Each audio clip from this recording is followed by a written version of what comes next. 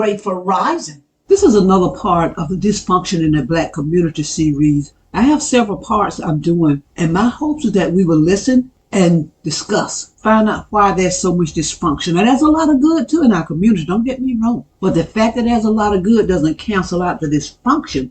Now, this is a show I did a while back about Kirk Franklin. But the unfortunate reality is many of us still have that same mindset. Black man, you supported abuse. Why did you do it? Take a listen. There's a cat in the crater. Now, this is a song by Harry Chapin. I'm going to talk about some of the dysfunction in the black community, and I'm black enough to say this. So there's a cat in the crater, and the part of the song says, and the cat's in the crater, and the silver spoon, little boy blue, and the man in the moon.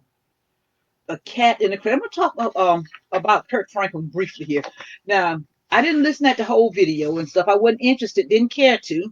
But the little part I did listen to and stuff, Kirk Franklin was being very abusive to his child verbally. And some of the responses and stuff that came of that was really, really something that that kind of bothered me, I guess you would say. Have you ever seen this show, Imitation of Life? Imitation of Life. There's a girl on there named Sarah Jane. Sarah Jane looked at white.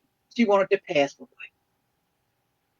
Sarah Jane's mother never seemed to care to, she never showed she cared to address Sarah Jane's emotional state.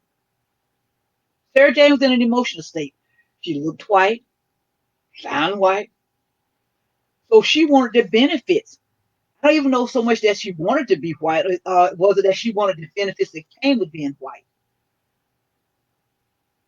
But Sarah Jane's mother didn't put the time and effort into helping Sarah Jane that she put into helping what the girl's name was, Susie, I think it was, the woman she works for, daughter. You remember when the girl fell in love with her mother's boyfriend or wanted her mother's boyfriend?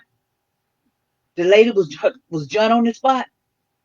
But see, she didn't put that comfort and effort into Sarah Jane. I thought about that when people were talking about how Kirk Franklin has brought comfort to so many. Well, evidently he's not bringing any comfort to his son. Just like in the Imitation of Life. And I want to talk about how, there were different people talking about Kirk Franklin had nothing to apologize for, get off Kirk Franklin back and all that. And, and people were saying that Kirk Franklin's son is toxic. Well, my question is, who made him toxic? Children aren't born toxic. Babies don't come here toxic. So if Kirk Franklin's son is toxic, who made him toxic? In all probability, Kirk Franklin. So that's the dysfunction. You have this man verbally abusing his son, talking about beating him up and everything, and you have people saying there's nothing wrong with that. I heard Monique Hicks, Steve Harvey, Ricky Smiley, and others was carrying on as if this boy was just the worst thing in the world. I did not hear not one of them say it. Now, I'm not saying they didn't say it. I didn't hear not one of them say that Kirk Franklin was wrong for talking to his child that way. A child who, if the child is toxic, who created that toxic child? If the child is disrespectful, what is disrespect? See, like I said, children don't come here toxic. They don't come here disrespectful. Something has to happen. Something has to go on. Who made this child toxic? When did he become toxic? Was it when his dad was always on the road, away from home? Is that what made him toxic, if he's toxic? Is that what made him angry? Or was it his dad's porn addiction? Now, I don't know. I've never seen Kirk Franklin watch porn, but this is what I read and heard people say, that he had a porn addiction at one time. If he did, is that what made the boy toxic? Was the boy privy to the porn? Because let me say this, children know a lot more than you think they know. So even if you don't directly put stuff in front of children's face, believe me, Children know a lot more than you think they know. But my question is, like I said, who, if he was toxic, who made this baby toxic? Because babies don't come here toxic. But that's part of our dysfunction and stuff. We to hear people talking, and not everybody. Don't get me wrong, not everybody. But to hear some people talk, oh, that's just normal. I cuss my children out. I got cussed out. My daddy would have did more than just curse me out. All this stuff. That's the dysfunction of many of us in the black community. And as I said, I'm black enough to say this. There's a very bad disconnect in a lot of areas. Now, we have a lot of great things going on in our communities, too. Don't get me wrong now. We have a lot of good things going on in our communities. A lot of good people, a lot of people working that try to make things better. A lot of people working to try to right wrongs. Some wrongs they didn't even create. So I don't want it to seem like I'm just sitting here talking about, all the bad things in our community. No, not at all. But what I am saying is this. That's a dysfunctional reaction that Kirk Franklin had. And those of us who saying it's okay shows our dysfunction. That's a dysfunctional reaction. And so many times, stuff that we go along with and stuff because this is the stuff we're doing.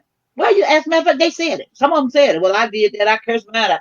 See, so they're admitting their dysfunction. Just like a lot of times when people don't speak out against women being abused, pedophilia, and all that kind of stuff. My belief, it may not be true. My belief is because they are guilty of the exact same thing, or they want to be guilty of the exact same thing. Because see, a dysfunction and a wrong is a wrong, regardless of who do it. Wrong doesn't become right because I do the wrong. It doesn't work like that. But see, we have to work to change our way of thinking if we want better things to happen. We have to work to make better things happen. But it just bothered me when I saw all these people talking about what Kurt was nothing wrong with what this man did. The stuff he said to his child, the names he called his child. They were saying there was nothing wrong with it. I couldn't believe it. That's dysfunctional. That's dysfunctional. And what happened is because of mindsets like that, we will continue to have dysfunctional children and we will continue to have what we call toxic children. But keep in mind, as I said, the children were not toxic when they were born. They became toxic after they were born.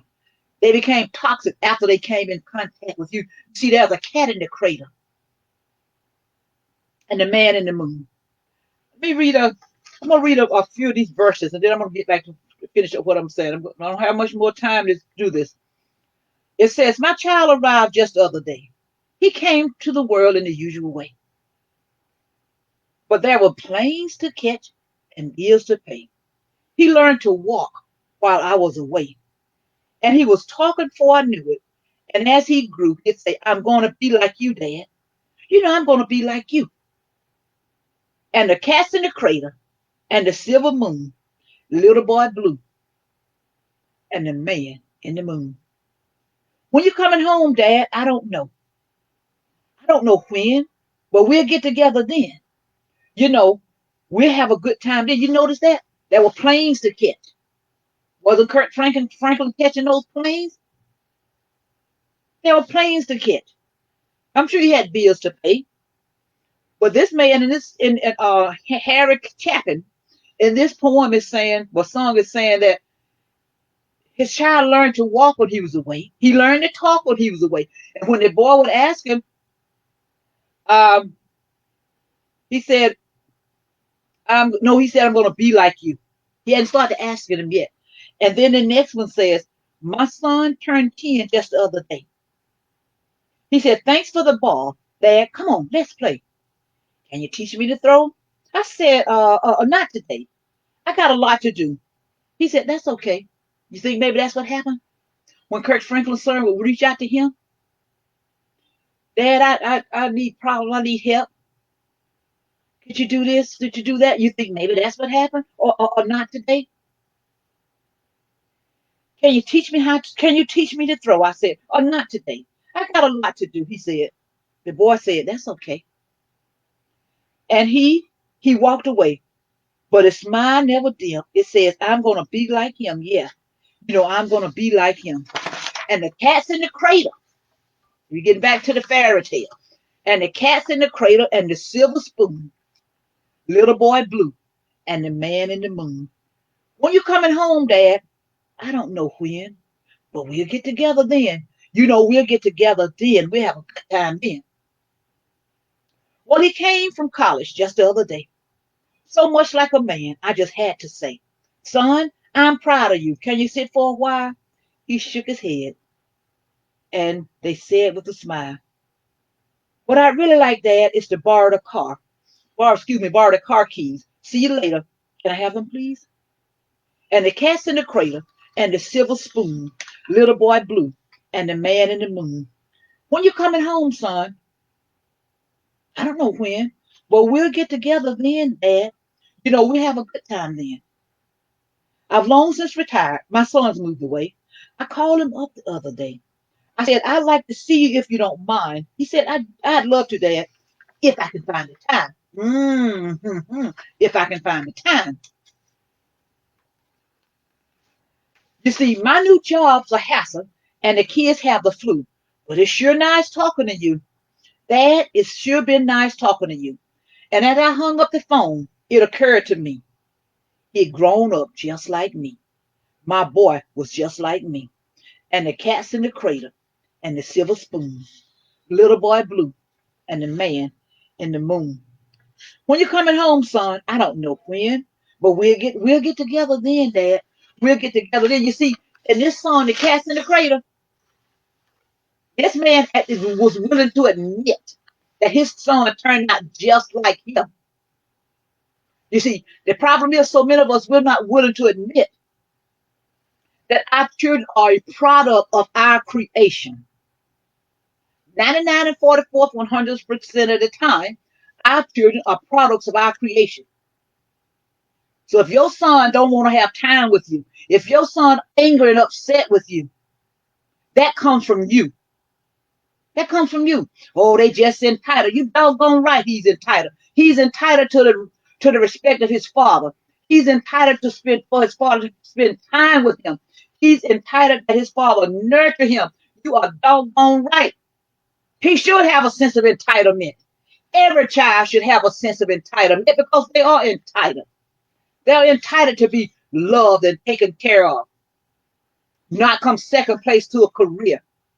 Not come second place to you got another family, and all of a sudden this he doesn't matter anymore now because you got another family who matters more to you. Miss me with that. Miss me with that. We are so dysfunctional. And to everybody who was coming down on that boy, you should be ashamed of yourself. You should be ashamed of yourself for not even if you didn't want to take sides. I could understand that. If you just said something like, okay, maybe they need to get together, get to work something. But for you to come down on that boy who's a product of what his daddy created, I wish I was Willie D so I could say, y'all know what Willie D always say, so I'm not going to say it. He might sue me for plagiarism. But if you ever watch Willie D, you know about the shame part and all that. So let me just say this. Let's get the cat out of the cradle in the black community. Let's get the cat out of the cradle. You've just watched another episode of Beneath the Crust. Let's own up to our mistakes, own up to our errors, and let's deal with them. Thank you. Have a nice day. Let's have a dialogue. Come on, black community. Let's have a dialogue on what we can do as adults to make the community better. If you don't want to talk to me, get with people you know or people around you. Just have a dialogue. Subscribe, comment, like, and share. Support our youth in any way you can. Keep on churning till the butter comes. Albert C. Richardson, a black man, patting the butter churn U.S. patent number 446470, February 17th, 1891. I'm Lily Bayer. I'm just trying to create a dialogue. I leave you with this. If they close my book, you remember my story.